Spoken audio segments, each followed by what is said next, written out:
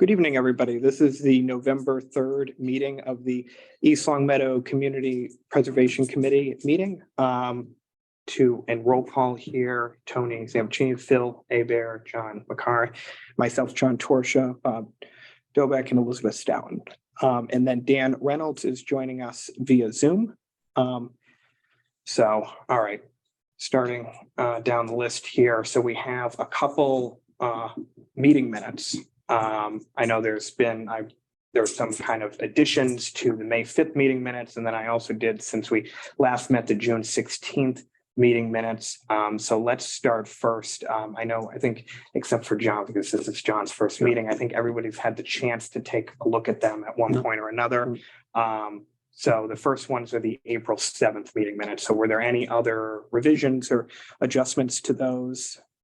I didn't see anything. Okay. Nothing compared, nothing, as long as it's the last revision you sent out to us, right? Yeah, exactly. The only one was just there were those revisions on the May 5th one, and then the April 7th one, there weren't any, and then the June 16th ones haven't been revised in any way. Did I make a motion that we accept the three meeting minutes?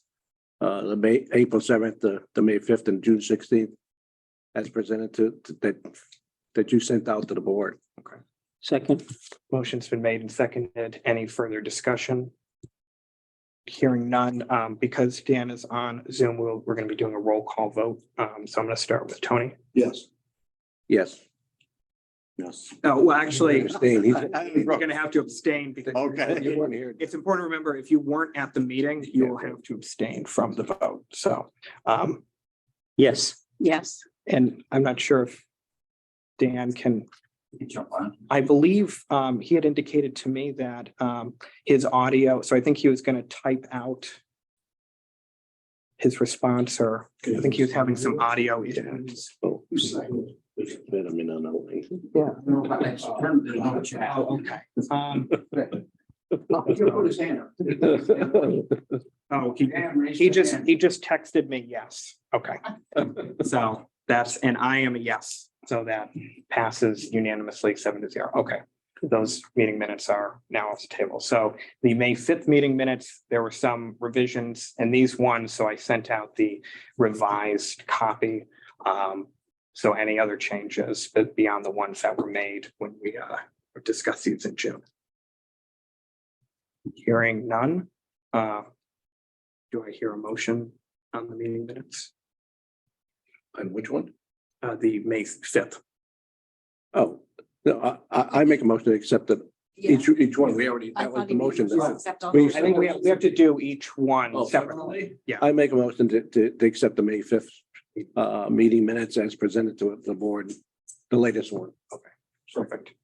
Motion's been made and seconded. No, any further discussion? Nope. Can do it again. Roll call, Tony. Yes. Yes. Abstain. Abstain. Yes. Yes. And I haven't gotten a response from Dan. John, just have him raise his Zoom hand and we'll see it. He is a yes. Okay. And I am a yes as well. So that is unanimous 7-0. Okay. Now June 16th. So that was our most recent meeting.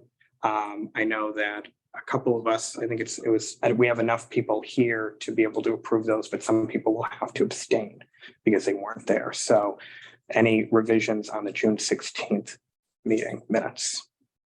Nope. Do I hear a motion? I'll make a motion to approve the June 16th meeting minutes. Somebody else As who was presented. here that Second. second. Okay. Any further discussion? Hearing none. Yes. Oh, you weren't there, so you have to abstain. Because you, at the June 16th, it was a, Oh, I'm sorry. That's right. Yes. Abstain. Yes. Abstain. and Dan was not there, or he was there, I'm sorry, he was there. Excuse me. So if I Yes. might be, He raised. okay, yes, perfect. And I'm a yes, the power of technology. Okay, Is Um, it worth to pass? 3? it's passed. Or is it 4? 4, and there's 7 of us here. Yeah. So yes, it would be enough. And then Lynn was the only other, she was also at the meeting, so. Okay. Next item. So we're going to go into basically what I want to do is kind of do updates of applications that we've already recommended that have information on them. Then go back to the applications from April 1st. And then we can talk a little bit about the applications that we just got for October. So we only got 2 for this kind of cycle here. So let's start first. So the East Long Meadow Veterans Memorial. So since the time that we recommended that, there's been some more information about the eligibility, specifically the land that it would be on, which would be right outside this building right here. And there were a lot of concerns that it would not meet the criteria that is set forth by the CPA Act. So I have spoken to the applicant, kind of indicated and explained to him the reasoning behind that. And I think it would be appropriate to consider rescinding the recommendation. I would rather, just in my opinion, would rather not see it just kind of hang out there. I mean, we have recommended it, but I think based on this new information, it would be prudent to consider rescinding that, just because it would be challenged in the fact that it would, likely not meet that eligibility criteria according to, what we got from our state contact that is familiar with the CPA legislation. So I think that would be the most appropriate course to go. But of course, I'd like, the committee's thoughts on that. Now, this was originally approved in May. So it hasn't gone to the council yet for discussion. It's basically, we kind of wanted to take some time to make sure it was eligible. And getting that new information now has kind of brought us to this situation here. So I don't know if anybody else in the committee had any other thoughts or questions about what I just said. Why specifically wouldn't it be eligible? So it cannot be on municipal land. It would have to be on like something designated recreationally. So this isn't land that would be considered recreational. Okay. And as a result of that, it would probably not be able to be held up eligibility wise. So like, if it was perhaps, at Heritage Park or at another park in this community, it might in fact then be eligible perhaps. But that would pretty much stop it kind of in its tracks. And I know that the applicant, they're pretty, they've had this location for quite a few years. They've done the work in this location. And Right. they felt that they'd like to keep it in that. So I think as a result of that, we probably then wouldn't be able to fund them with Is there with any kind of chance of the resources. town basically making it recreational land? I believe That seems an odd question, but. yeah, I think it comes down to like what it was deeded as originally. So I'm not an expert on like deeds or land specifically, like that process, but I'm guessing, if for whatever reason this place suddenly changed and became a park, then it would be kind of different. But because there's recreational activity that may take place in the building, but its purpose is not recreational in nature. So that's kind of where we that's how it was basically explained to me. Okay. Because it would technically, be considered passive recreation, being able to, walk in it, reflect in it. But it's the land that it's on. And I think it's a valuable, important lesson, like, a lot of, we have a lot of discretion, as I've said at other meetings, as a community, but we also have a piece of legislation that we have to try and, respond to and, not fall out of those eligibility criteria. We could be, open, it could be open up to a lawsuit or some other issue like that. Other towns have had that problem where they've built projects, spent that money, and then they were told that's not the proper use, so they've been sued because of that. And then they had to find other funds to be able to pay for those and had to give those funds back. So I think considering that, I I think that would be the most appropriate. So I'd like to make a motion that the committee withdraw its approval of the Veterans Memorial application I would of the say, May 5th, May meeting.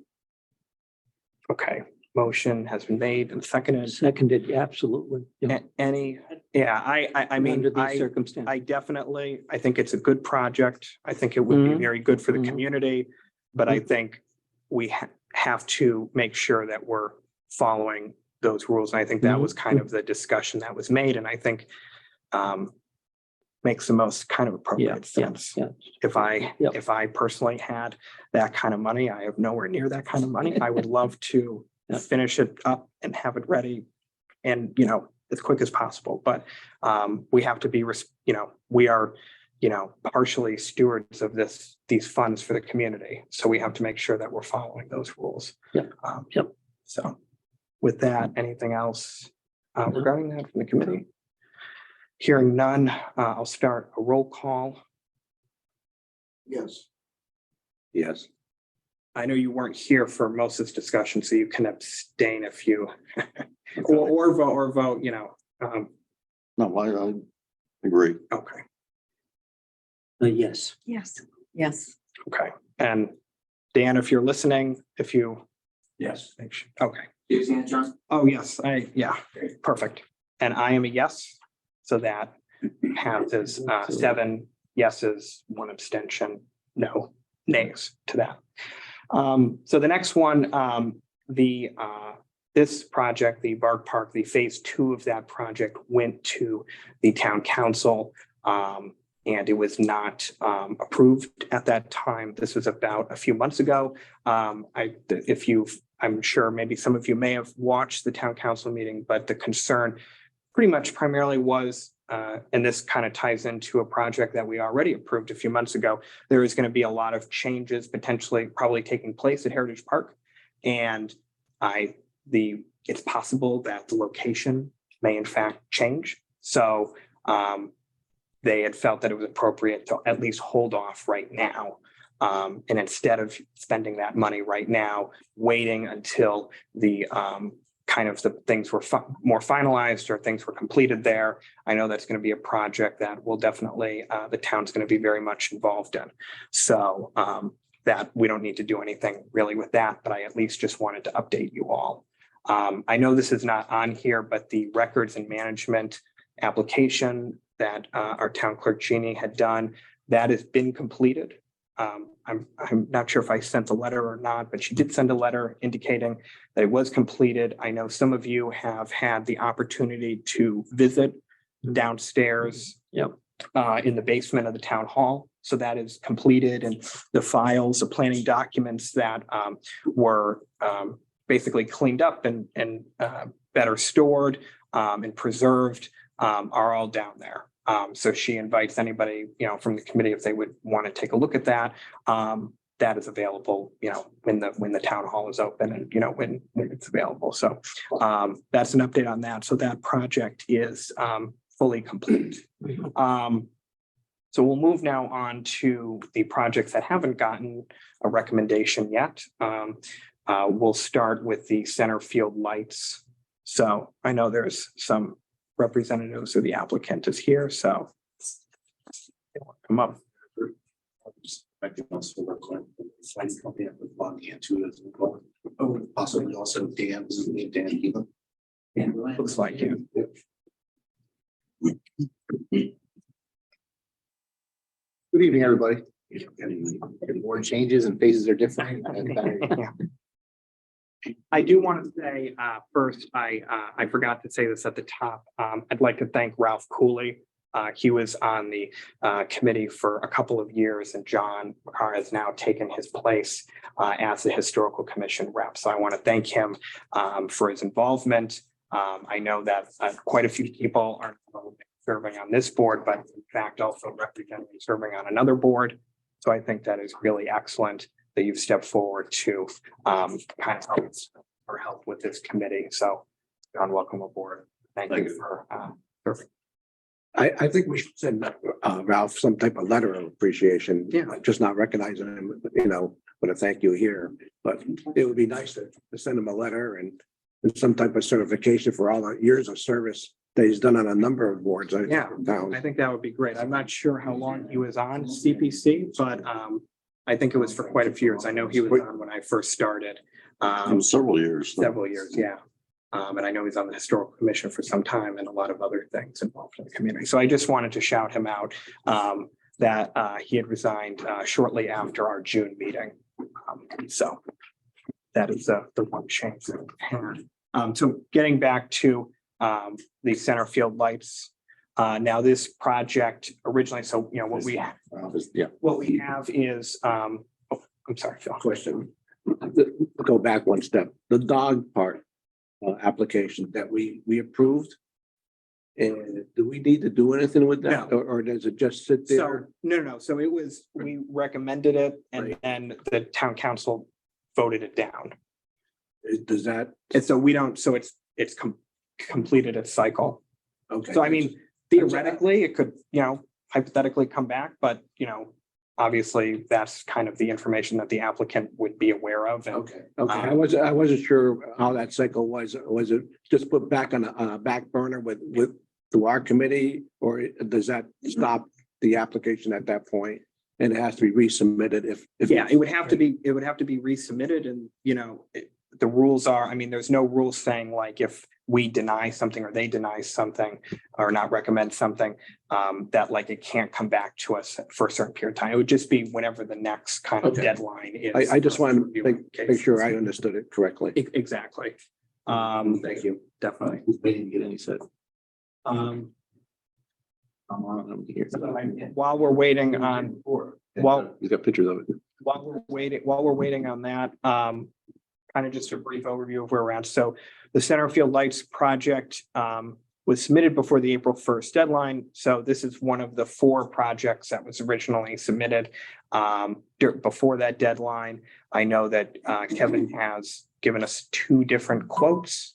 To get 2 or 3. I was able to get a second one, which is better. It Yeah. expired in July, but now I have an updated one that's through the end of the month of November, which still is the same number, but documented that with the date and time on it. So Awesome.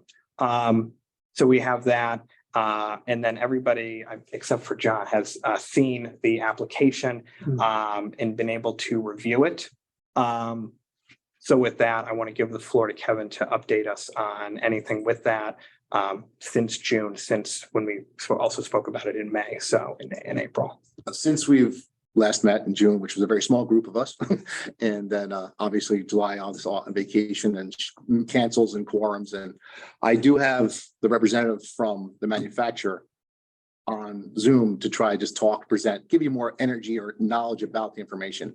I know there was grand concerns about residual light hitting off the roads because of Maple Street and Shaker Road. And we do have drawings and diagrams to show that the light coming off the field is not any kind of hazardous to driving in any way, but he can speak to that. He can speak to the technology, speak to the efficiency, speak to a lot of all that information. And Hey guys, can you hear me? hey, Dan, Kevin, yes, how are you? Hey, good. How are you guys? Good. Just started talking about the project, and basically I've gone over a handful of times. You being the manufacturer representative for the equipment we're using and the contact for the guys installing, I feel like you might want to take the floor here for a little while, give some of your knowledge, your thoughts, the hundreds of different properties that have the lights and how they're going, what they're doing. Sure. Yeah. So good evening, everybody. Appreciate the time. I'll keep it brief as I know you have a lot of topics, but so my name's Daniel Deland. I'm with Ephesus Sports Lighting. I'm based in Syracuse, New York, and cover the entire Northeast for our business. Ephesus was founded here in Syracuse as an LED sports lighting company, and we are owned by Cooper Lighting Solutions, one of the largest lighting manufacturers in the world. And I'm just happen to be in the sports lighting division, but we do everything from commercial, industrial, exterior, roadway lighting, ports, any type of lighting you could think of, interior in classrooms, hospitals.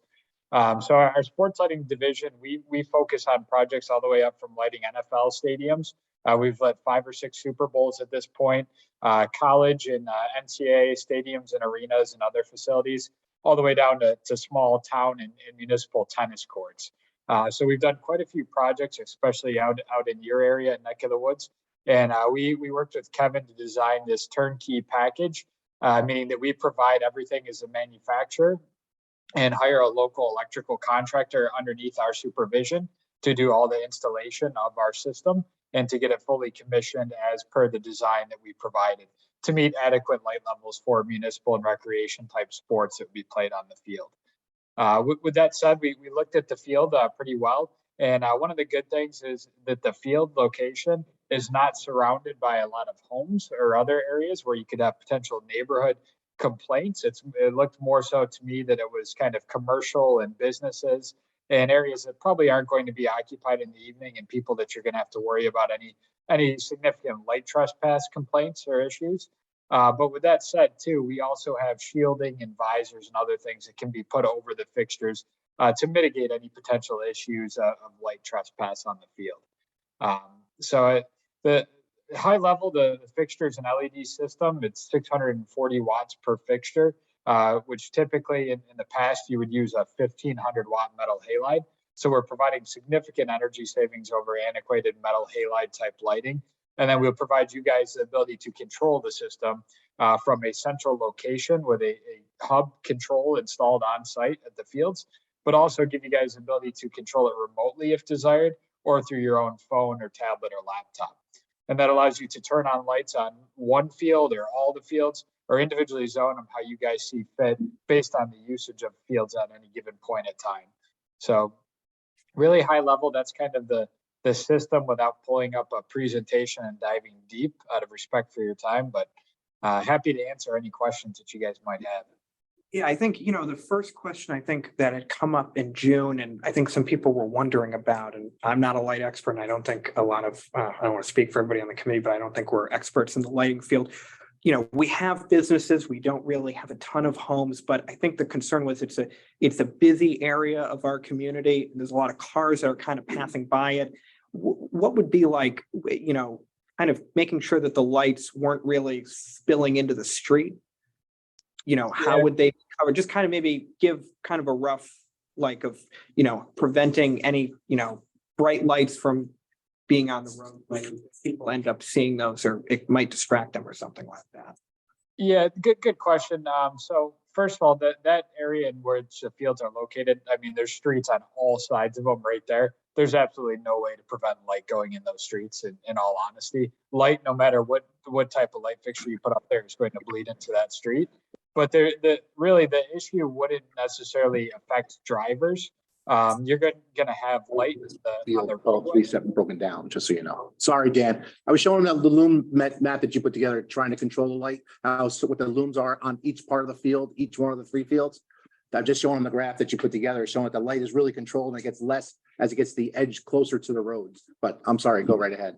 No, I was just gonna say that there will certainly be light on the street, even if we put our shielding devices over the fixtures to try to cut down on some of that. Really, that's not going to be an issue for drivers. Where you would have an issue is if the roadway was elevated up in the air and the fixtures were in the line of sight, aimed right into the driver's faces. That's where you'd have an issue if you had elevated roadways. But with these fixtures being up 70, 80, 90 feet up on a pole, there's really going to be no glare concerns for drivers unless they're looking up directly at the light sources. So we could certainly look at it and try to cut down on some of the spill onto the roadway. But really, it's just going to act as additional street lighting on the roadway when they're on. Now, do these, so I would imagine there's going to be one central location where kind of the power source and where to turn on and turn it off. Are these going to go off after a certain hour? Or would somebody have to manually turn them off, or turn them on? Or what would be kind of, is there one area, or would it be you have to turn on sets of them?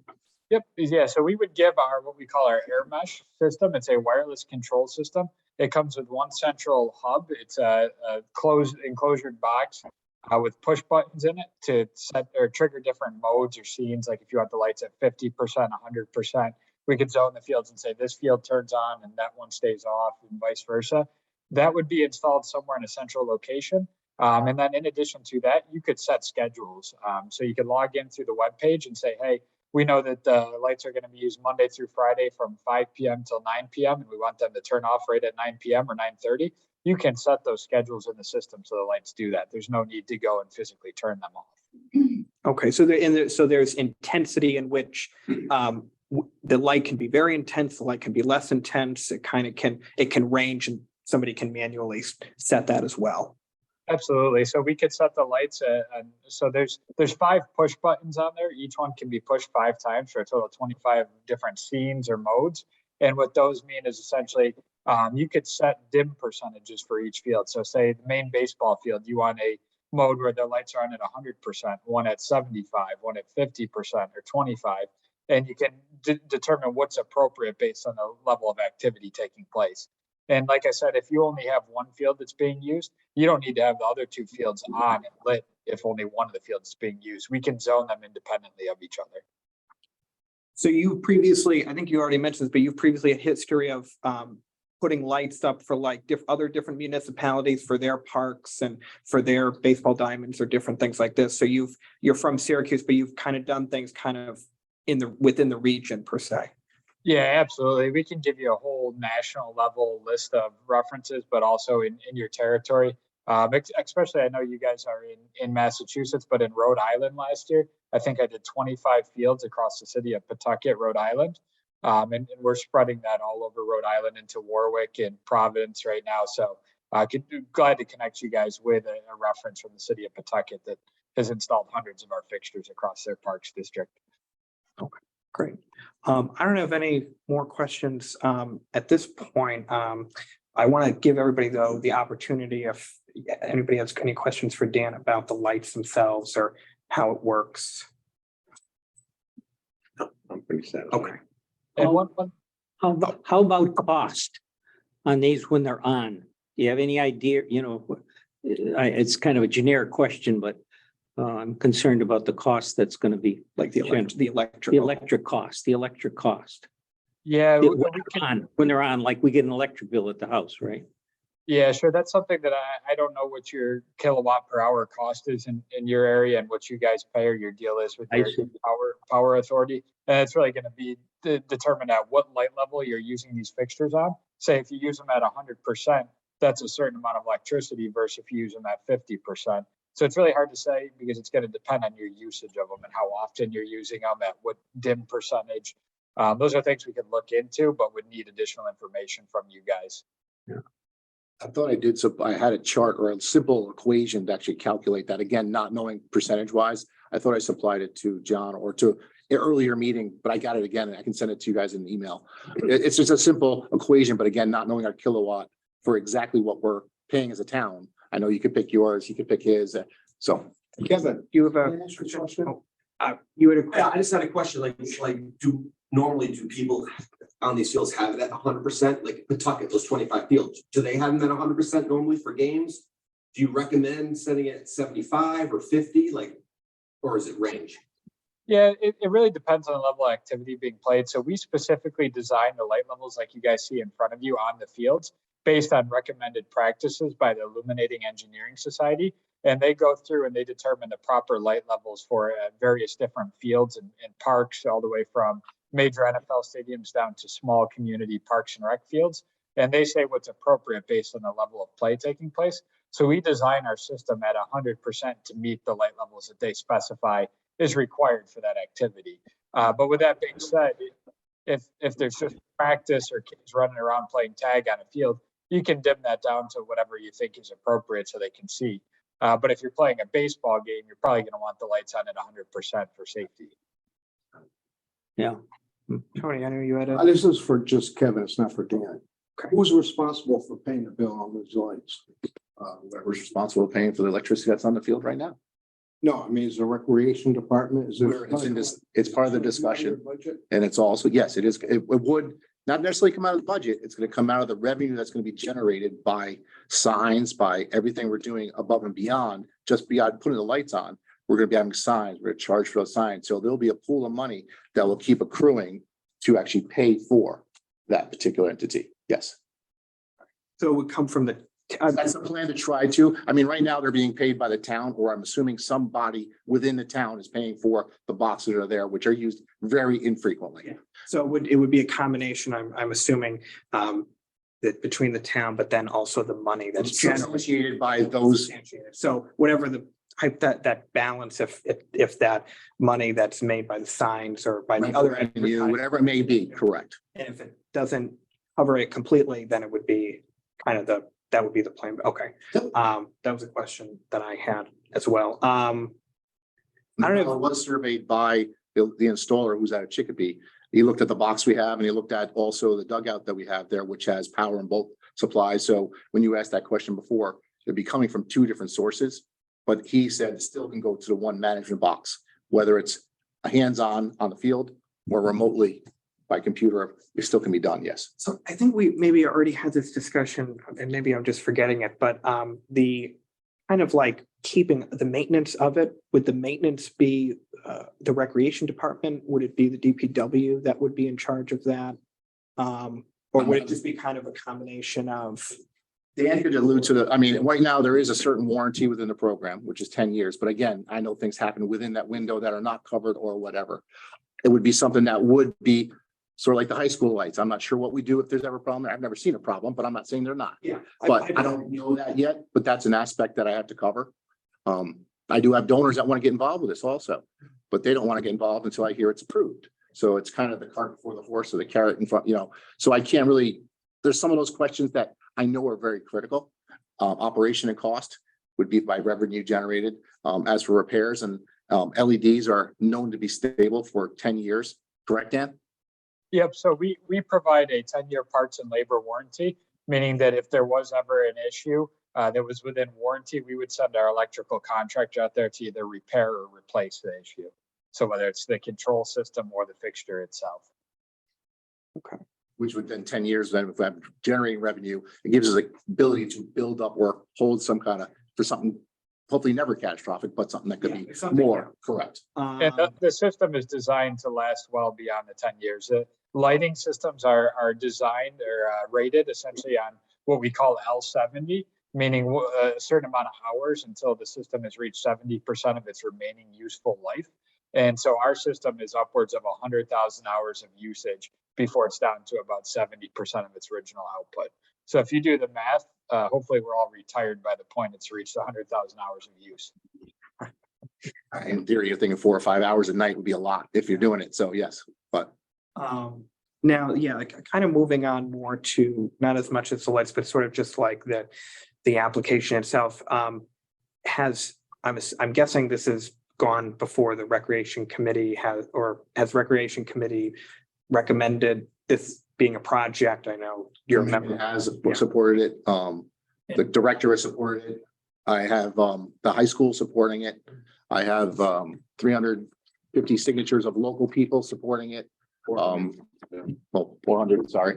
But Have you had any conversations with either, and maybe it's perhaps premature, but DPW or I think even maybe more so the town manager, town hall's office, just because it'll be on town land. Have they given any kind of opinion on how they feel about it yet? Being that it's on town, would be on town land. I've talked to Tom, who was DPW now in the other office, but he's in support of it. I've spoke with Phil. I'm not sure where he stands right now, but Phil, we've discussed it. He's brought it to their meetings. I'm assuming because of our discussions, whether it's here and also independently outside here.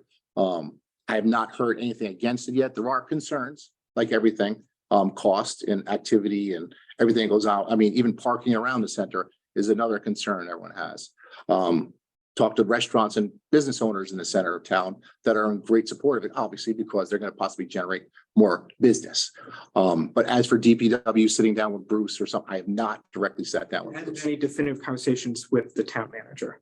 Oh, I've talked to Mary. Yes, Mary has said, go for it. She agreed. She's never said she supports it. She didn't say she denies it, but she says, go for it. If you think it's a very strong item that you want, our commission wants, it's something, go for it. But she's never given me the blessing, the yes or the no. And I think that's part of the world that we're in, I just want to make sure, like, especially now, more so with like being different projects on town property, but I want to, before I keep going, I want to see if anybody has any questions for Kevin.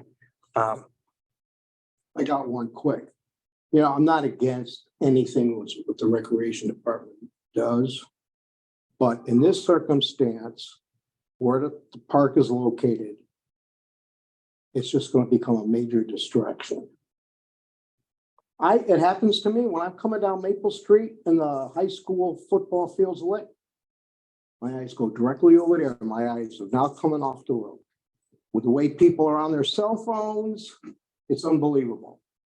I can see them go by the house. They're like this, going down to Birchland Middle School. Their kids are playing down there. And I see 90%, I'm not kidding. They're all like this, driving their car on the phones. And now we're talking about the center, 7, 8 o'clock at night. And all of a sudden, it just come a ball of light. I'm not saying it's going to hit you in the eyes. There's nothing to do with that. Just one massive ball of light. And my eyes are going to go along. And it just takes a split second before someone's going to get killed. It happened back in 1994. 2 young girls coming in the center and worse. It was during the day, though. That was during the day, though. It was during it. Doesn't So matter. no- It was during the day. The garbage truck stopped in the middle of the road. Wait a That has minute. nothing to do. It's not apples to Kevin, apples. That's not my point. All right. Yes, Wait a it minute. is. I want to. You're making up. My point is daytime, they're coming in, they're setting up the carnival in the center. Mhm. He was distracted, his eyes went to that, and boom, they were killed. Distraction. Every day at 2 o'clock, there's distractions in the same exact spot, but no one ever gets killed since I 1994. just made my. I appreciate, I I was just saying, Pignelli Field, wait a minute, hold on. Can I get order back in this meeting, please? One person speaks at a time. Tony, I appreciate, I want everybody to ask as many questions, or I want them to be respectful. I don't want crosstalk. I know there's not a ton of, people here this evening, and so it's not like there's a lot of people, and I want it to be, I would please ask that everyone is just respectful of each other and has respectful conversation, and that there is not, and I will call upon the audience, but I would like to just have a discussion and allow the committee to ask questions first, and then we'll move on. Okay. I'm through. Okay.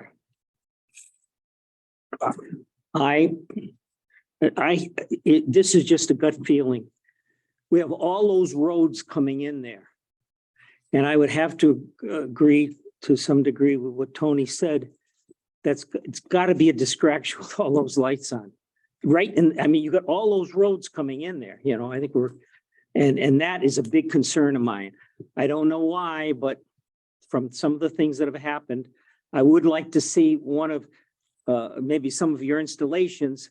And this is a unique place that it would be, a very, very unique place.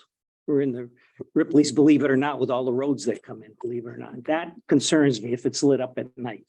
That's all I have to say. Very concerned. You got kids there, you got things. I understand your project. I understand that, but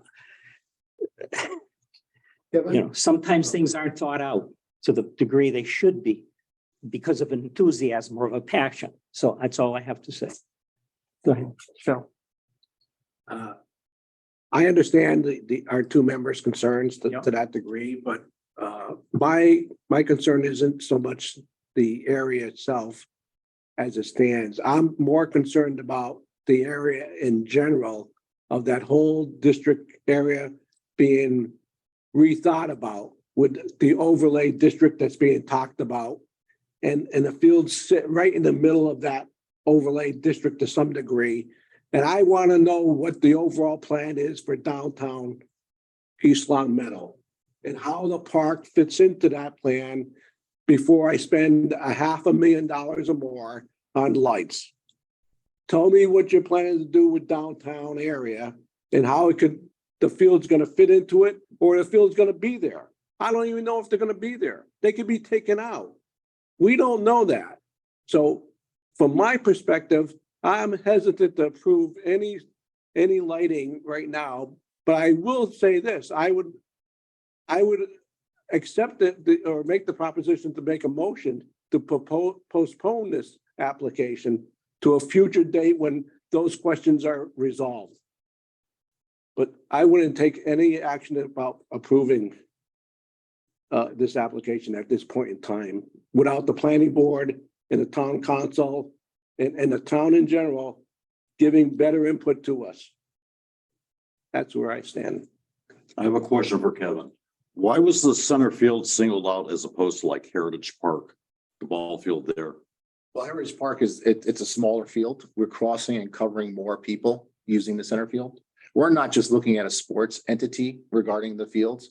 We're looking at a car show that could happen there or a concert. I mean, in the past, we had bonfires there with a radio station. Not saying that's something, but all these have opportunities to have the lights and use this as future revenue, entertainment, communal get-togethers, a lot of different things that give us an opportunity to use the space.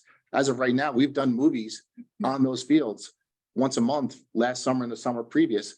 And as soon as the movie's over, it's pitch black out there. You can't even clean up. At least I'm saying that's just a small little entity that there's something more we could do with these fields if we had these lights in place, whether it's a car show, movies, activities, events, rentals for Girl Scouts to do a jamboree out there, and then going into the sports world. You have all the different leagues out there that would rent the 90-foot diamond. We have JLS out there that wants to rent the smaller diamond to actually have a tournament there. There's all different entities that love our fields when they're in good condition, and they are right now, that would love to have them right now. If we had lights, what we can expand on. So that's why we looked at that field. There's more opportunity there. Softball's using it more. Men's leagues are there now. Mass Mutual uses it up until it gets dark. We could have multiple all-night league. It's all stuff that is being used for sporting, athletics, but also helps town, center of town, make our town a little more thrive. At night, you drive through, it's everyone's speeding through. And I agree with you. It could be a concern, but there has not been an accident next to Pignelli Field. There has not been an accident out by West Springfield High School where they put their new lights on, which are sitting right on the side of a field. They are lures, yes. It's sort of like driving down Route 91 when the cops are doing construction, and those blue lights, they lure you in. I mean, it's unbelievable what they're like. It's just, this is not something that's been happening because of nature and design. It's not something that's happened. It has had something this summer, and I know of the incident. It's very sad to say that happened. I was in town when it happened, but it's something that is not normal. But that field was picked because of the center location and the notoriety of that field. I'm kind of curious, hold on one sec. I'm just curious, how late do games now for the rec department? How late, like, I know they don't go as late. Sundown. Or but turf. What is like generally the standard of like, if, let's just say the lights, we approve or recommend the lights, how late would games typically go? Do they do like, school age kids, do they go until 9 o'clock? Do they go until 10 o'clock? I don't know the exact number, but I think school age kids do or have a 9 or 9:30 cutoff for activities on school nights. But I mean, if you had a men's league or something, it could go a little bit later. But again, noise would be under control, and that's some guideline or parameter that could be set as a group, whether it's the town and or ourselves in the commission or the governing bodies to dictate. Yeah. I don't think we had that question or have that on paper yet in town. The planning board question. My niece plays softball and they can't go past 9:30. 9:30. That's why the youth, yep. Interesting. I got a question. Sure. A couple things crossed my mind. One is parking, and you mentioned parking. I thought about that before you mentioned it. And how many fields are we talking about? 3 fields? 3. Okay. And where do people park? Well, So there's 3 fields, you're gonna figure at least how many 30 cars per field? In theory, yes, you would, but if you look at the fields, if you use the 90-foot diamond or softball field, they cannot either be played at the same exact time because of the hitting ability and outfield play. So there'll only be one field that be used on the bigger side, and then the smaller field, which is Leahy, would be in that little lot that there's open gates, crossing lights on multiple sides of the field that the DPW just put in. So they could park where the coffee places across the street. They could park in Walgreens. Because of the hours and the time, a lot of these places are closing for business at night. So they're actually viable spots for parking. And there are crossing lights and crossing zones in each and every one of these that were just recently put in to make the field accessible. And these fields are used during the day, so they still have the park, right? They're still using parking spaces. They're still using that area to park. It's just, we're just asking to have it be open a little bit later at night and use the light. All right, so then my other question was, have you asked another town that might have these lights to find out how much they do cost? Because I know you said you're gonna sell Revenue generate. Yep. whatever, so I'd like to see, okay, it's gonna cost, $2,000 a month to light it, but you're only getting, $500. I'm honest with you, my best asset for that whole thing right now would be, which won't be accurate, would be the high school. The high school in the spring and summer put their lights on from about sundown until about 9 o'clock at night. They're a total different style of light. They're not as efficient as these lights, but if I had that number, I could tell you it's going to be less, but I couldn't because of the nature of the beast. It's because of the kilowatt hours you pay. They'd be the closest in actuality or proximity. I would just like to. No, I understand where you're know, coming from. Like what would be. And I could ask Kevin McGee and the school. I can cover that and some, or, Yes. you Yep. can't get close, or maybe you can just cover it. I mean, it Sure. would be a good figure to know. Yep, Kevin, Yes, have you talked to any of these business owners for permission to park in there? I've talked to Because them. every time I go by, those parking lots are loaded. Yes. I can't even find a parking. spot. I've talked to the manager at Walgreens. I've talked to Across the street. across the street, and actually, one of our board members knows people run the coffee shops. They have no problem with us using their spaces after hours because most of those places do close, meaning coffee does close at, I think it's 5 or 6. I think this project is way too big for the center of East Long Meadow, right in the center. No, I'll tell you right now, there's other areas in town we can look at. Yeah, in high school, but then again, that's all going to change, maybe. That's another one you can't touch. Yeah, yeah. We're still working on that. We got Brown property that has done nothing up there for community gardening, and we pay a lot of money for that property. Nothing's being utilized there. This is the worst spot to have something like this. Probably, I think it's just- it's probably the most inexpensive to do something too. At Brown Farm, it'd be $1 million to clear trees to start the process, then put the $750,000 lights on top. Heritage Park, we're at a $400,000 evaluation to do a $9 million project, then start putting lights You're on. framing something in there that's not, it's not built for it. Tom, I'd like to comment out. Would you mind coming up? Because people at home, whoever watch this, will not hear the words. I will speak loud. Evening, everybody. Go there. Where? There's another chair. I'll sit next to Tony. Sure. You don't fight, I do. All right. So, a couple of points I want to make.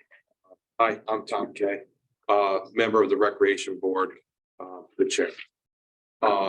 Kevin's put together a very thoughtful project here. When you're in front of a group like this, it's hard to articulate every single point, okay? It's just boom, boom, boom, boom.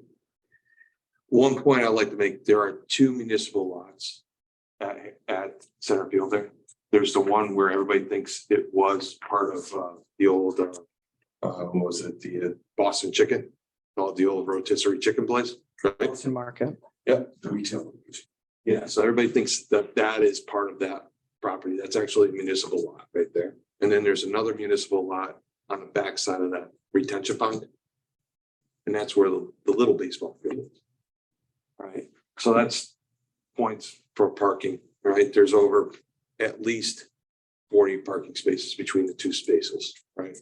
The other point I want to make is when we do movies there at night, we illuminate that spot to go over to, was it Walgreens? Yes. Right, we do that, but there's also the flashing lights that were installed, go over to where Mario's is, the shaker that was installed just before we were putting in the hockey rink. Okay, I don't know if you all remember the hockey rink there. We did that during COVID so people could get outside and participate. It was a very creative idea. Well, thank you. We're working on it up at Brown Farm. Yeah, I heard. So, and then going to the advertising, right? From a visual standpoint, if you probably have driven on 91, if you look at Picknelly Field, they have the flags on the light posts, right?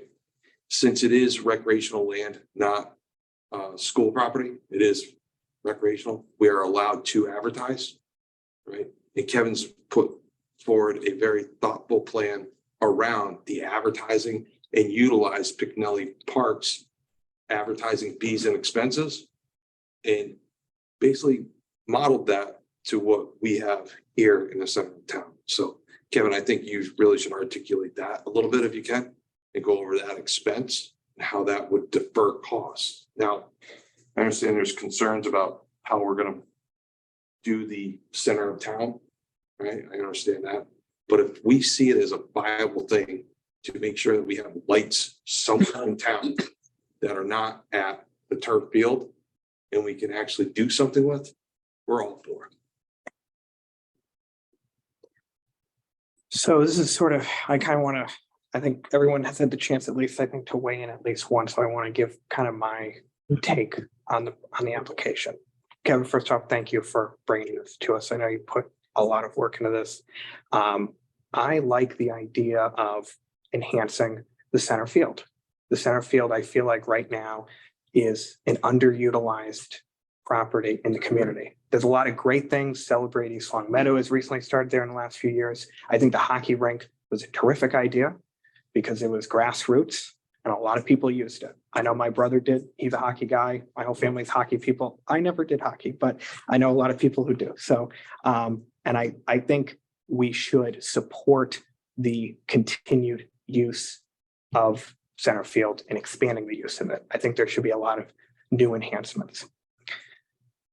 The main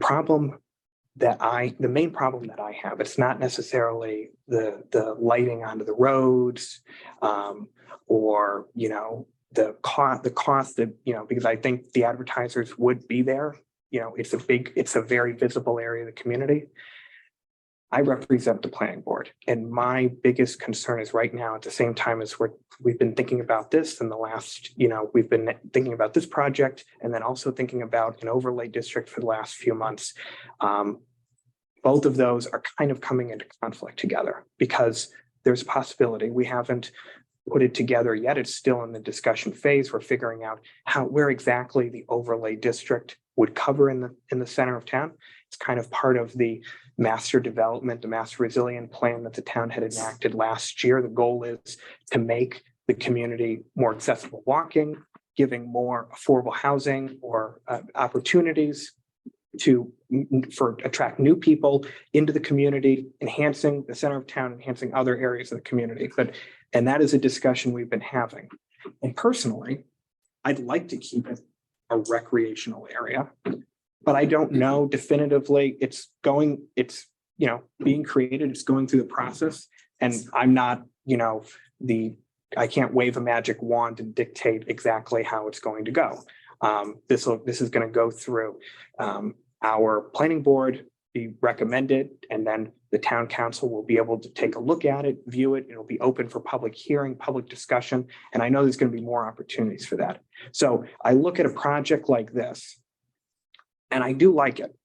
And it's something that can be CPC. And, you know, I think the CPC has been a huge supporter of the rec department based on the support of Heritage Park earlier this year. I know that I heavily supported, you know, the expansion of that walkway in the Bark Park, the playground at Pine Knoll, the pool at Pine Knoll, the Brown Field. That was before my time, but a couple different things like that. So, you know, I look at all this discussion and I also want to just apologize for getting a little, you know, ahead of myself earlier with that. It's important. We need to be respectful and, you know, speak one at a time, and it should be through the chair. But that, Kevin, is kind of where I'm at personally. Because I personally, I could, you know, recommend this. They do like the project, but then we're also discussing this overlay district at the same time, which then could be developed, passed and discussed, and then the overlay district would include that new area. And the town then, you know, ends up going in a different direction. And then we have these lights, or they're about to get built or something like that. So that's kind of the concern that I really mainly have. So I saw Marilyn's hand first, so I'll let Marilyn. Thank you, John. I'm Marilyn. Marilyn, you have to come on. Oh. Yeah, we can't. There's a chair over there for you too. We got more chairs. Come on up. Hi, everybody. This is Marilyn. You see, you can't even see me right now. So, Oh, they can see you. Don can adjust it. okay. First of all, I have not heard a final number for this proposal. Are we talking 500,000? Are we talking It was 700,000? Proposed at 750, and I know that was the original quote. And then this new company, Yeah, company came in Dan's company came in and assessed it, estimated at 700, 695. 695. So a slightly less quote, and, again, there's no definitive need for, many quotes. It's just important to get at least two different numbers, and then you can take a look at, but Historically with CPC, in prior years, not always, did CPC fund an entire project. Do you have Plan B? If CPC says we'll give you $100,000, what happens? The reality. Fundraising wise, as I said, I do have the ability, but no one will commit to anything, $1 to paper. I can't say I'm going to raise a $600,000, Right. but I could tell you there's plenty of other events in this town. We've never worried about either. We've just come up with a full funding with minimal. I probably can come up with about 100,000 towards the project Okay. with a verbal commitments, no written document, no guarantee. But I can't say I'm going to come up with, plan B, all of it. Yeah. If I may, we have made a commitment to Heritage Park, and we've put money into it in terms of the architectural planning. I had a conversation with the town manager at 5 o'clock tonight, and we talked about basketball courts there. We talked about lighting, other things.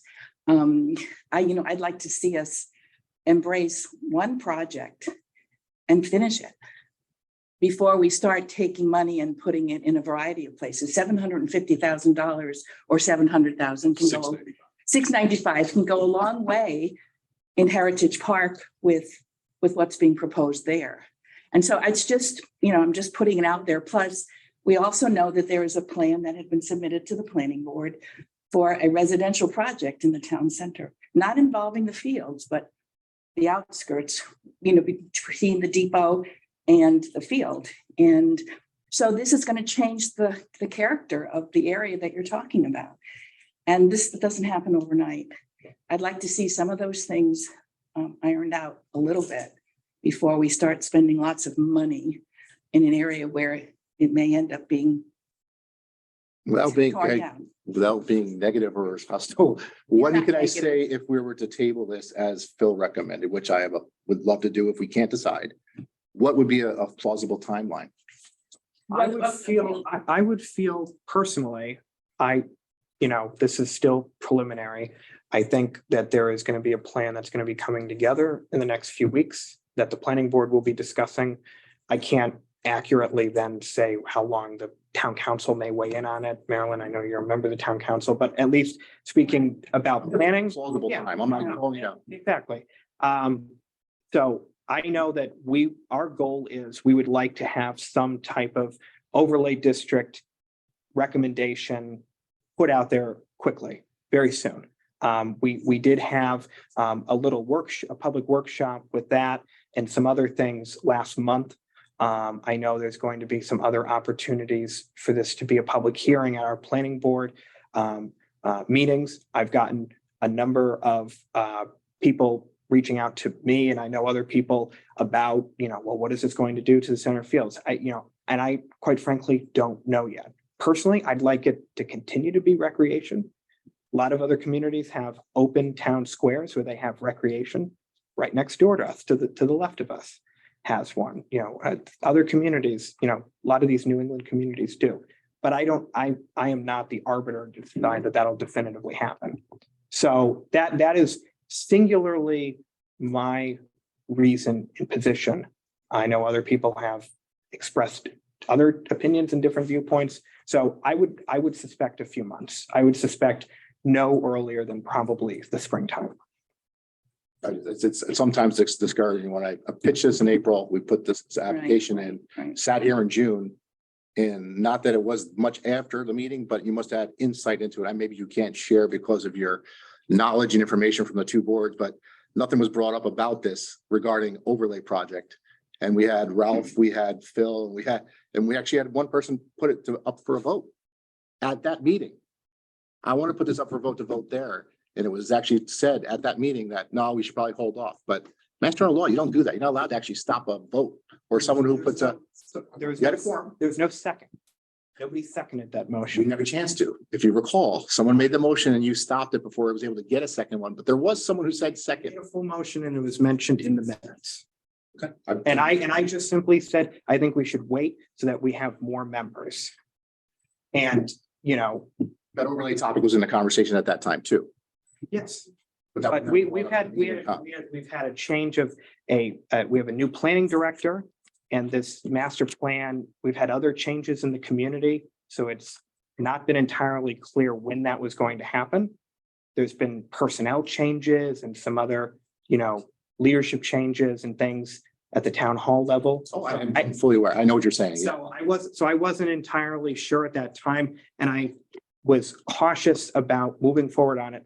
I do not want to, if a motion comes up, I think you know my position, but I don't want, I would, you know, I didn't want to go on record at the time. So, you know, if a motion came up, I would have went on record and reflected where I thought things should go, and I thought it should wait.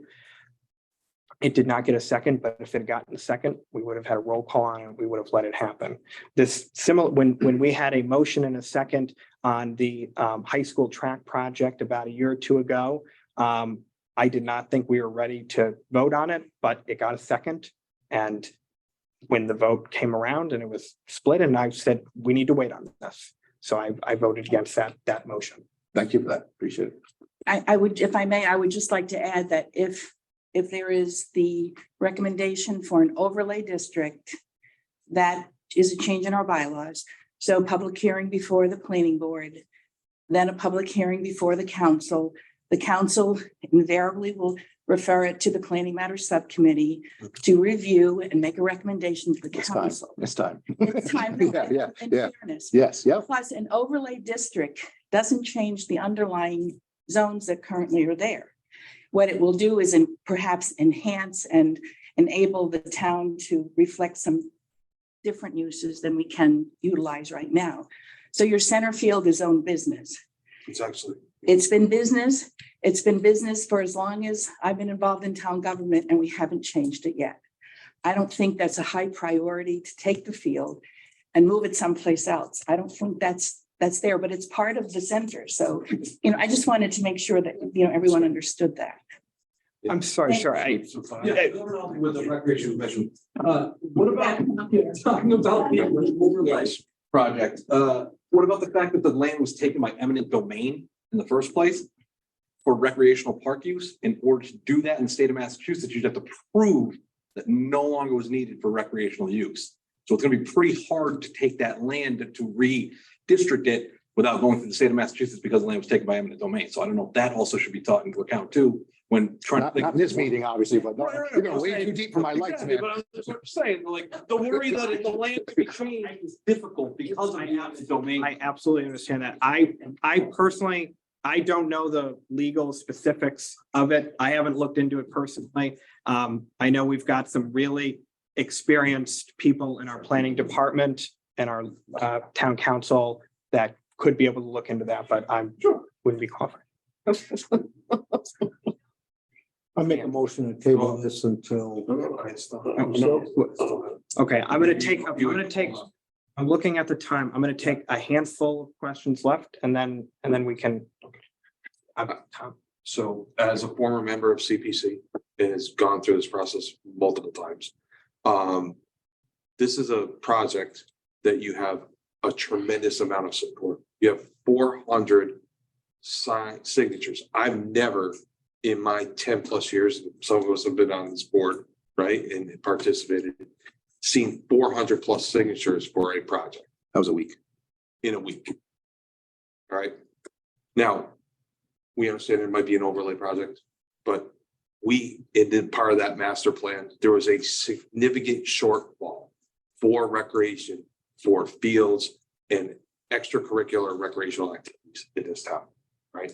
So I would just like to make it noted that there are a lot of people who supported this in a short period of time, okay?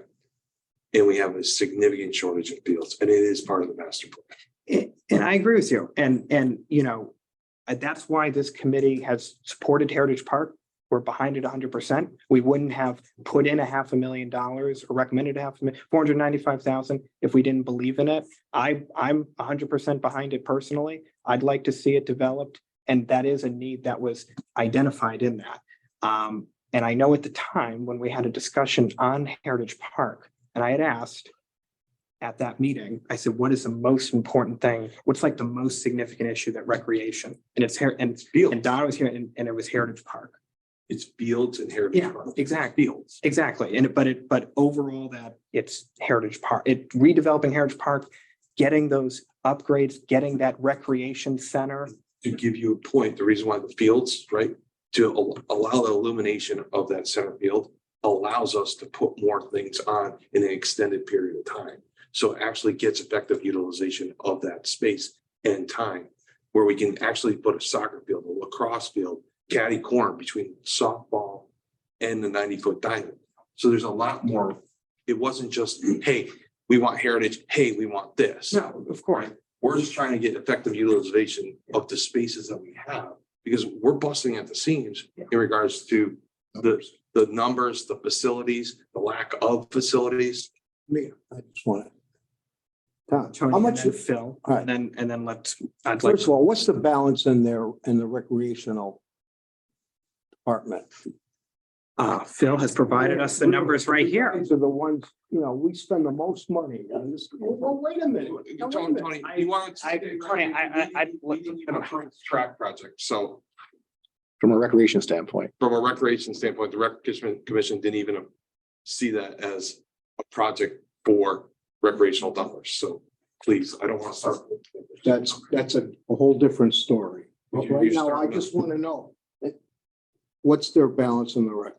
820, 25. 826, 140 is undesignated funds. That's It's undesignated. I want to know what's in recreation. 25,909 and 98 Open cents. space and recreation. How much? 25,909 and 98 cents. And then, The recreation. I'm sorry, excuse me. 67, 537. I got it wrong. It's 67,537 and 38 cents. That's it. So it's about- Please be fair and say, what is historical? What is the other? Historical is 286,334 cents. Affordable housing is 330,885.51 cents. 820, and then undesignated is 826,140 and 18 cents. This is, as of September 30th. And then I was reading our administrative fund that the committee can use for administrative expenses. That's 25,909 and 98 cents. So, Phil? And as I said, I think all of you brought up good points for having the center enhanced by the lights of the project. But the overriding question still comes down to, it's not really within here, but within the planning board. And I would, like I said, I would recommend a postponement rather than the table, because with a table, it means that we have to bring the subject up at the next meeting. By postponing, I set a specific time frame of an event happening in the future after decisions are made or appropriate other support of what's going to go on for the center of town that could be answered by entities that are not here. And so I would recommend that would like to make a motion to postpone rather than table. Would you like- I have a quick question. Sure. In that overlay plan, is there a plan for center field for the fields? Is it in there at all? Are they attempting to keep it? Are they attempting to get rid of it? What is, I haven't seen it. It hasn't been created yet. The discussion that we've discussed is simply the area, the terrain of what are the limits of it? How far does it go out from the center of town? So there's a discussion about a plan that doesn't exist, really. Okay. All right then.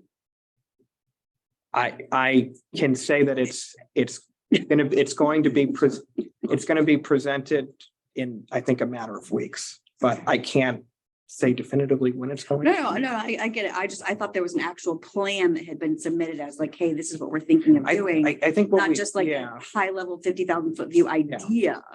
Like if it's just an idea, well, That an idea can be Well, anything. we've discussed what the uses of it would be, what the Okay. territory of what it would be. So all those type of discussions have happened. So it's, is there a draft that exists? I'm guessing it's in the works as we speak. Like an actual picture of Yes. what it would be. There's been, but looking at our planning board meetings, we've had 4 different options of what the overlay district covers. We've had a discussion on what the usages would be. We've had a discussion on what the heights of the buildings would be, what the setbacks would be. So can I show you, can I deliver you a plan and put it up to my head right now? Probably not, but we have talked about literally everything that would be in that plan. There's other agenda meeting matters that we're still discussing with other cases. So, my hope is, and the discussion that I have had, is that we would like to have something fully put together by the end of the calendar year. And that's coming up in a matter of weeks. And, I think that plan is going to come together. And even if we were then to approve it this evening, I don't know when it would come onto the town council agenda. So that's another factor. It's important to remember that it's, not only our committee, we simply recommend it. Town council has it's the elected body of this community. They have the authority. We are residents of this community. I think we all have a lot of vested interest in this community. But the town council is the elected body, and they ultimately decide whether it happens or not. So to kind of answer your question, I hope I answered it. No, you did. It's a plan without a plan, basically. You can say it like that. I got it. So we operate. I know. Yes, Phil. I would still like to make the motion. Okay. You threw it out there. Yeah, I heard it. Motion. My motion is to postpone the application, the vote on this application, of Centerfield Lights. And I said, Indefinitely. No, until the town decides on what they're gonna do with the center of district area of the town. so I know that it just, at least to Robert's rules, it would have to be either to a specific date or indefinitely. It can come back if it's It indefinite. can come back by postponing, you could pick an event of when it would be discussed the next time. An event would be is when the town decides what they're gonna do with the center of town. So motion has been made. Motion's been made. Is there do we have a second to that? Okay. Now discussion. did you want to add, you want to table it until maybe June? Think we'll have a better idea what's going to happen? Table usually is the next meeting. Well, I would rather either postpone it to, if we're gonna postpone Let's an postpone item. it till after they make their decisions in Yeah. the center of town. I would- With this, if by any chance, if we see the lights as a viable option, but maybe not at Centerfield, but maybe at Heritage Park. You leave it open-ended where we see lights as a viable option. You can do whatever you want, really. I mean, I'm I not mean- against anything, but this is. Has that location, but can you move it to a different location? Different if it's presented? locations. Bring it back and say, all right, we've decided we want it, because I'd like to see us focus more on Heritage Park. Okay? Yeah, I And mean, the- and the rail trail going north. Let's, concentrate on that area. Look at the area. I'm all for putting secure lighting up there anyway to begin with. So, yeah, drop a plan for that. I would like that idea. My only thought, just ahead of time, so that it's put out there right now, is, the town's currently working on the architectural design. I would want definitive and ironclad recommendations from the town hall, saying, we would be willing to invest in that, but I don't want it to trample what they're already doing. We've already given them $495,000. 3 months into a process, don't start. Yeah. Exactly. So I don't want to then just say, oh, we're gonna fund these lights, but then they're like, well, no, John, they're gonna be somewhere else, or, so I don't want to I know what you're saying. yeah. So there's a plan, and the people that are working on these architectural designs say, we're gonna have lights right here, and this would be the amount, and then could we partner into it, basically? I would be absolutely open to that. That would make a lot of sense. So that just. The Heritage Park plans have not been definitely defined. Not finalized yet that I know of. no. You could incorporate lights into that plan that's being put together currently as far as the content when you mentioned $7-8 million.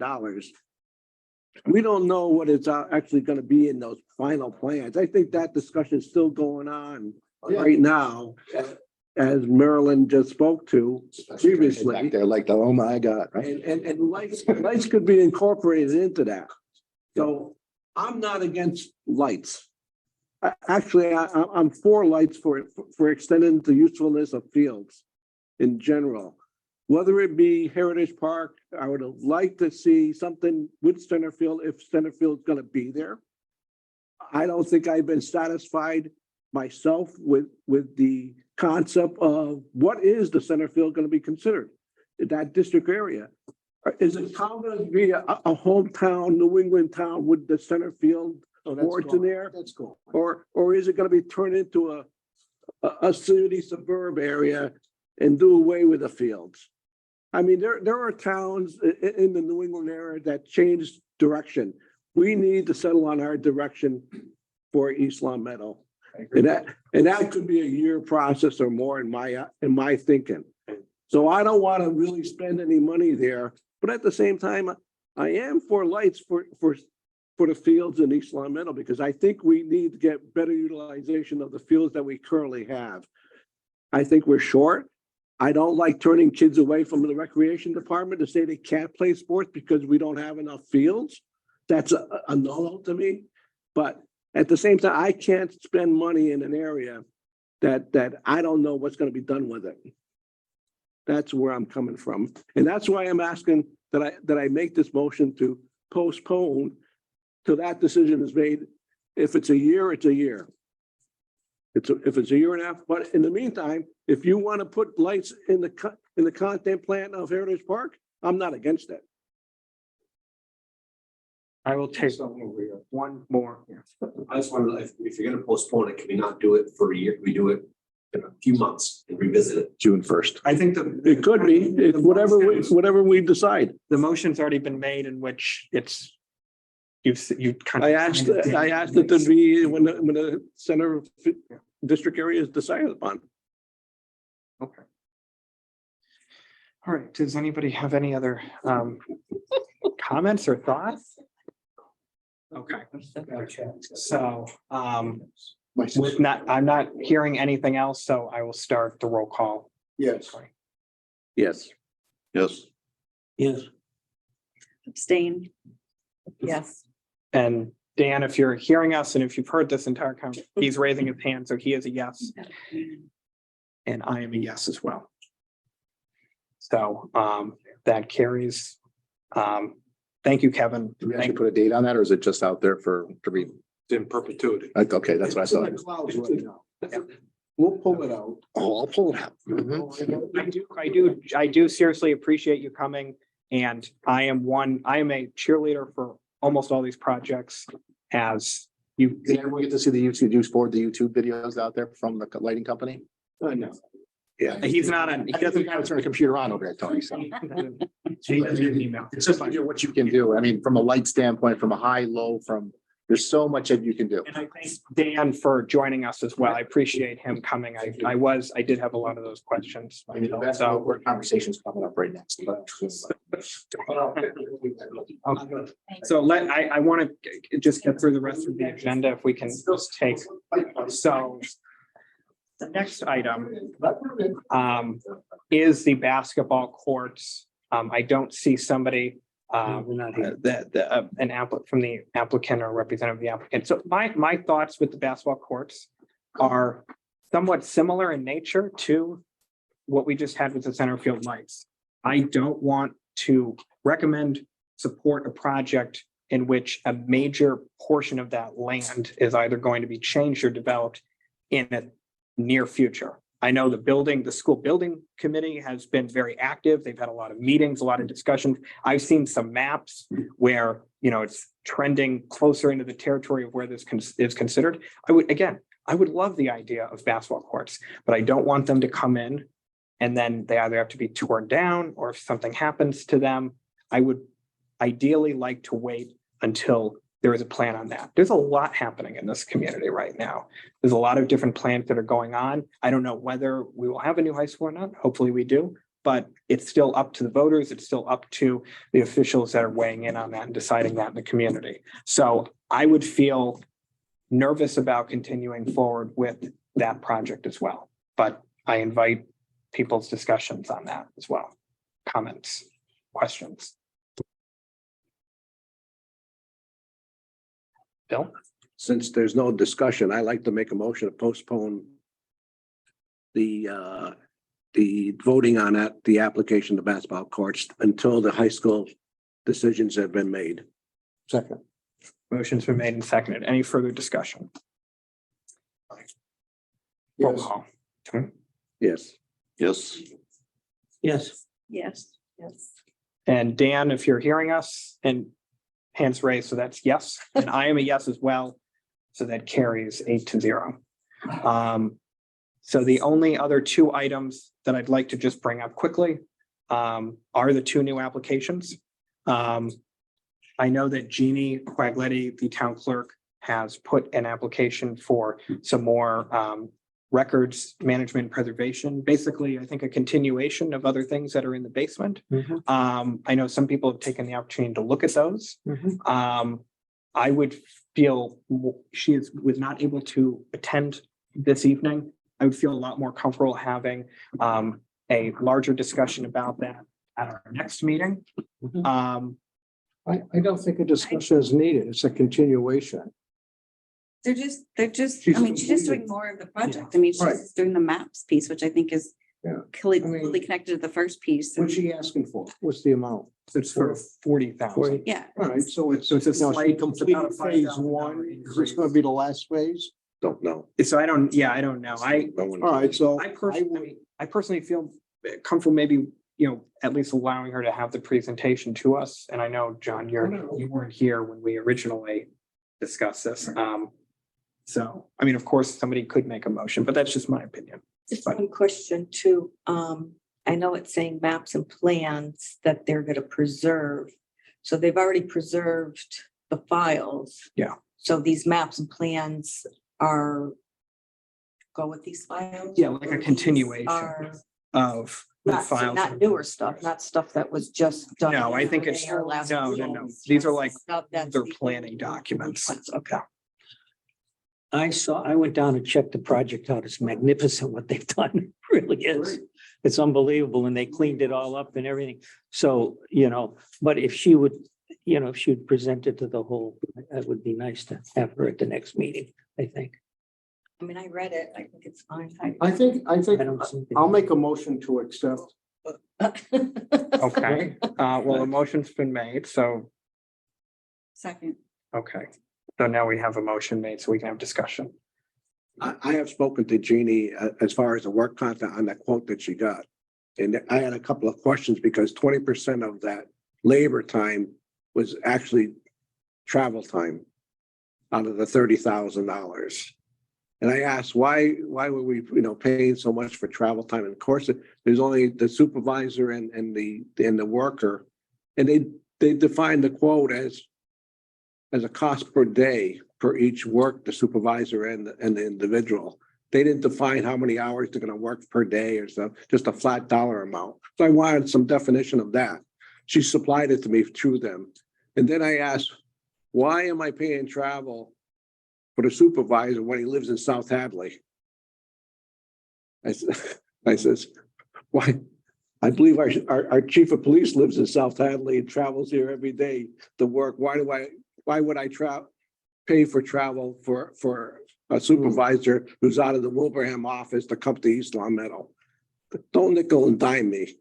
And and then in our discussions, the project, there's additional work that she's come across in reviewing. So I asked her to go back and add that additional scope to this job if I can't get anything out of the dollars. If they're gonna nickel and dime me, then expand the scope of activity when you negotiate, because it hasn't been finally negotiated. It's still open in the air. So they're not picking up all the items at once and bringing, who's doing this project?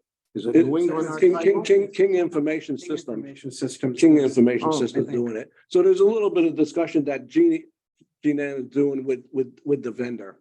And then I said to her, you know, they've done the last project to some degree. They did a great job. Yeah. But I don't like to be taken advantage of in future jobs by stroking a quote, and especially on a daily rate overall, but some of it can be defined and she's finalizing that.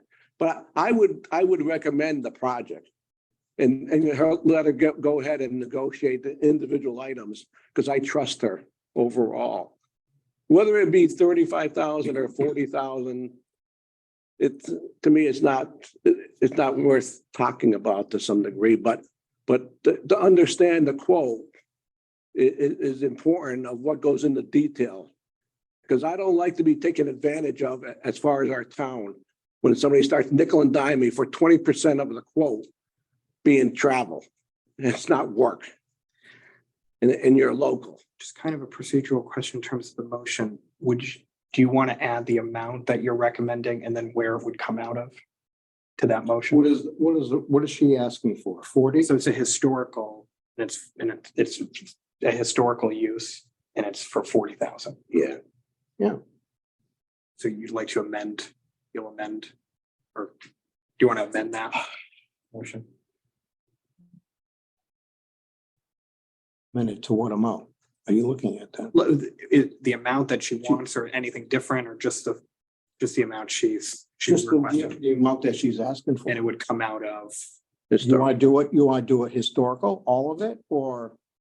so we Yeah, have, it is historical, so yeah, it would come out of historical. we have the resources. Yeah, Have the there's budget. money's there, yeah. So that's just because that's the It'd be motion historical. recommended for 40,000, Out the of amount asked and coming exclusively out of historical. historical funds, correct. I'll second that. And you'll second that amendment to it. Okay. I mean, I'll go on the record. I kind of wanted to wait, but that's okay. I mean, obviously this is, a collective committee decision. So an motion has been made. Does anybody have any further discussion? No? Okay. Yes. Yes. Yes. Yes. Yes. And Dan is a yes. And I am a yes as well. So that carries 8-0. And that'll be recommended, and then that'll now go to the town council. The next item is one from our fellow committee member, Lynn. This is for window replacement for some of the units in Quarry Hill. Correct. And so I don't know if you want, I know we're kind of at a little bit of a later time. Would you like to start this discussion now or talk about it more in December? Or if as the applicant, where would you like We to? can do it now. I think to me, it's pretty cut and dry, but Yeah. if it becomes a big discussion. Yeah. then we Maybe if there's if there's questions that need to be answered beyond this evening, we can always, okay. So do you want to just kind of give a quick narrative of it? So I'm asking for, the project is for 160,000. The whole project is 170,000. And that's just an estimate. Quarry Hill is made up of 9 buildings. And I thought I could do the whole window thing in one swoop. But because of money and the budget that the state allows me to spend every year, I had to do it in phases. So I've done, 3 buildings at a time. So this is for my last 3 buildings that I have to do. And there's 10 apartments in each building. And then there's a community room. And right now, the windows that they have are Anderson windows. They're drafty. They're the ones with the ropes in them. The ropes break, and it's just been it's been a mess. It was built in the 70s. They're original, and so now I'm getting double pane, double hung vinyl windows. They can tilt in, so now the people can wash their windows on the outside too. So they're very happy with that. And so I'm just asking the committee for 160. I do not think it's going to be more than that. I actually think it's going to come in less than that. And that's basically it. Anybody got any questions? Hate to be the one that always asks the questions. I sent a bunch of questions to you. Yeah. Yeah. Did you pass it to Lynn? Did you, I meant, I'm not sure if I did or not. I have to look, but I know you. Well, I'm not an expert at the housing authority, you know, and I, so I had a lot of questions for this project, to some degree. But then I went and did some homework into your housing annual plan report. And I realized that this is the third phase of a project. And so my question comes down, my first question, not knowing anything, was, why are you spending $10,000 for an architect on replacing windows? And I think I got the answer by looking at your annual plan, is that the good state of Massachusetts requires you to have an architect to draw up specs for windows that we're doing the third time. That's a waste of money. It is. It is, and I- For a waiver on that? Nope, Why because, not? because the architect, he runs the project. I don't run it. Well, there's a clerk of works. I don't need an architect to run the project, to pay $10,000 to. We're not here to fund the administration of Mass Housing Authority. Well, that's how But you can ask for a waiver, can't you? they are, I can ask, but I don't think they're going to give it to me. It's, we've always had to have an architect. I have, For the last 2 years, they paused all the inspections because of COVID, so they could do whatever they really want if they wish to. So if I wouldn't mind if you ask, because it's $10,000 that's gonna be coming out of your budget, coming out of my budget. which is the towns to some degree. No, it's the states, Well, it's $10,000 we wouldn't have to spend extra right? for something that you already have the specs on. And you said you're gonna have double hung windows. You didn't tell me whether they're new construction or replacement windows. A replacement. Why wouldn't you go with new construction? Given that the old windows that have the cords in it have voids, and those voids need to be filled in with insulation. But if you do replacement, that doesn't get done, or does it get done? Oh, it's going to get done. Yes. Yes, it has been done. Yep. And if, Done all the time, depending on how you do it. and if there's any rot around, they replace all the rot. Why wouldn't the second architect recommend new construction windows rather than replacements? Well, they have to, he is. If this is the third phase, is that what they put in the first two phases, is replacement windows? Correct. Correct. So it's just finishing up on that. And And you got two type of windows, you got casement windows and double hung windows. because they're replacing what's there now. Is the casements vertical or are they horizontal with crank outs? They're vertical. There's no crank out. You don't have crank outs on the I do casement? now. I do now, yes. So the new one's gonna be crank outs too? Okay, because my recommendation was to do away with the crank outs. And if you go with sliders versus crank outs, because the elderly have a tough time, as you well know, over the 30 years, right? With the cranks, they break constantly. Yep. Uh, So the purpose, I wanted to visit the place to see, but you didn't have enough time. Because I was concerned about, even though you replace windows, you could still get drafts if you don't do the job right. And I was concerned about that, because when I looked at your annual report, as you all know that you filed, people on the survey are still complaining about drafty windows by a good percentage. More than I would accept. And so I was wondering, who's responding to the surveys when 30% still complain about windows when you did two phases of windows already? So, That survey was out before the second phase. Okay, I wasn't sure because it's your report that you filed with the state with all this data in it. Correct. And I was concerned, are they complaining about the first two phases and what are we gonna do in the third? You know, 3 strikes and am I wasting my money here in paying this $10,000 architect to give me bad windows or a bad job? No, it's not only do we have the architect, but I have a construction advisor that's there. We also have, Now, are these the regional capital assistance team members? actually, no. No, No, it depending on how large the project is. The RCAT is for smaller projects. I think they come when everything over $100,000. They do, but I have when it's something with this magnitude, then it's, I have a construction advisor that works for the state and he's there also overseeing everything and making sure everything flows well. Is he part of that $10,000 payment? No, we don't pay him. We don't pay him? He gets paid by the state. Oh, he It doesn't does. come out of the budget. So where does the architect come in? I know, I've been around and around with this too, because like you said, once you do 2 phases, I already have all the stuff in hand to just get it done, but he's the one that places the ad. He's the one that goes out to bid. He's the one that just. I could get Anderson Windows to come with a representative and give you that estimate for nothing.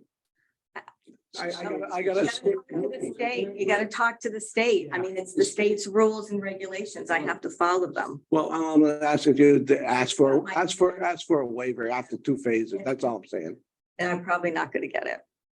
I just know for a fact. But they could cancel everything for 2 years because of COVID.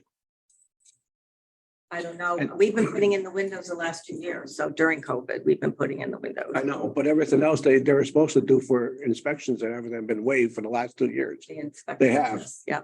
right? According to your report. Yep. So they, doesn't say that that was the case. They decided to do it. So all I'm saying is ask for the waiver for the 10,000 because of the previous 2 phases already being done. Why waste time having a guy come up with specs that you already got them? That's my whole It should point. be cheaper. Should be cheaper. Yeah, that's my whole point. All I'm saying is, I know Tony wants to get out of here. I know, I just want to say, Point is, I don't want to waste money on something that's just taken away from your budget. Right. I do like the project and just initially looking at it, I would like to maybe take a look perhaps on the property to kind of get a visual sense of the buildings and the windows themselves. I unfortunately, this is on me, I haven't had really time to do that. I've been kind of busy the last few weeks. So I'd like to perhaps do that. I don't want to be the reason that we hold it up for next month, but I feel like by that point I would be absolutely comfortable. You weren't going out for quote till the spring anyway, right? Correct. So I'd like. I like to visit it Yeah, myself. And I know this, I want to be also respectful of people's time too. We kind of got. Could I ask a question? Yes. When would this be done if they were to do it? Next summer. It'll be next spring. Next spring, okay. And what are you asking for? It should go out to bid January, February, and then they'll probably start because So it all depends on how long the windows take to order it. Sometimes it's like 12 weeks. So they probably go out to and then bid 160, in, right? January, February, and then they're probably gonna start March, April. And then it's usually done within 3 months. So, and what do you think the total cost is, 160? It's not gonna go above that for All sure. right, well, I make a motion to give the housing authority 106, not to exceed $160,000 for the window replacements in phase 3. Second. Motion's been made and seconded. You guys kind of know my position. But, okay, motion's been made and seconded. Any further discussion? And it's not because I'm in a hurry. No, It's a worthy cause. It's got to be done. How many windows you doing, Lynn? Oh, off the top of my head, I'm not really 100% sure how many windows. And is it more or less than the other 2 phases It's individually? gonna be less. Less than the other 2? Oh, housing. Yes, there's different because there's handicapped accessible units, so their windows are different. Some each building, except for 2 buildings, have bow windows. And That's, just one building has one of those this phase around. So it's just, they're all different. I have to make an amendment to that motion, excuse me. This will be coming out of the Housing Authority account. Right. Second. All right. Amendments I are would seconded. Okay. Any further discussion? No. Okay, roll call. Yes. Yes. Yes. Yes. Yes. Caleb, You have to abstain, yes. Dan, if he is Hands up. indicating a raised hand, he is a yes. I am a yes as well. I would still like to. Come on up. No, before, I know, I mean, at least to my personal schedule, I don't anticipate bringing this to the council until December anyways. Okay. So, just, Energy prices aren't coming down, so the sooner the better. and as I recall, I've been up there many, many evenings for false alarms. There's no big window. They're all like bow So we don't- windows. I don't mean to interrupt tonight, but considering we don't have any other topic items, unless we do. We make a motion To adjourn. to adjourn, who makes that? I'll make the motion to adjourn the meeting at I'll second it. 8:15. John will second it. All right. Motions have made seconded. Any further discussion? All right, we're gonna go quick Yeah. here. Yes. Yes. Yes. Yes. Yes. Yes. And Dan's, it's yes, and I'm a yes. Okay. Good evening, everyone.